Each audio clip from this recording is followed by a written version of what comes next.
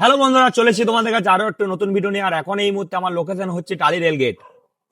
তো সকাল সকাল আমরা গাড়িটা খালি করে দিই, আমাদের গাড়িটা খালি হয় ফরিদপুর সালাগ্রাম। গাড়িটা খালি করার পর এখন আমরা লাগিয়ে দিয়েছি টালি রেলগেটে জামে। সকালকার এটা হচ্ছে এখন নিউ আপডেট। বসে বসে কি করবো, এখন 2-3 ঘন্টা তো জাম থাকবেই। অলরেডি গাড়ি কিন্তু প্রচুর পরিমাণে রয়েছে, দেখে না শুধু গাড়ি কত আছে, প্রচুর পরিমাণে। এখন রেলগেটে গাড়ি, এখন রেলগেট উঠেনি, 1-1.5 ঘন্টা আমাদের হয়ে গেল। সেই 8টার সময় আমরা জামে লাগাইছি গাড়িটা, ঠিক আছে। বড় গাড়ি ভাই, আমাদের মেন করে টাইমের দাম নেই, ছোট গাড়ির টাইমের দাম আছে।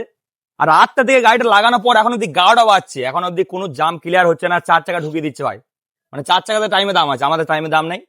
যত 4 চাকা আছে সব চলে যাচ্ছে এক ধার থেকে, সব ভিআইপি তো তারা। আর ব্রিজ কবে হবে বলা মুশকিল, এই ব্রিজের কাজ এখন অব্দি কোনো চালু নেই। কবে ব্রিজ হবে বলা মুশকিল। খালি রেলগেট কি এইভাবেই থেকে যাবে নাকি চেঞ্জ হবে, দেখি কবে হয় চেঞ্জ। আর বিশেষ করে সরকারকে বলছি, টালি রেলগেটটা দেখা কিন্তু জরুরি রয়েছে একবার। কেন টালি রেলগেটে প্রায় দিন মানুষ মারা যাচ্ছে, ঠিক আছে, অ্যাম্বুলেন্স যেতে পারছে না জামের কারণে।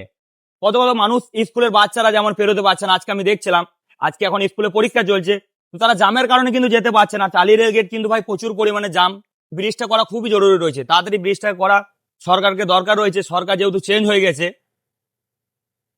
তো দেখি কখন কি পেরোতে পারি। বড় গাড়ি আছে আমাদের, এই একটা আমাদের গাড়ি কোম্পানির, আর দুটো কোম্পানি গাড়ি আছে এখন আমাদের।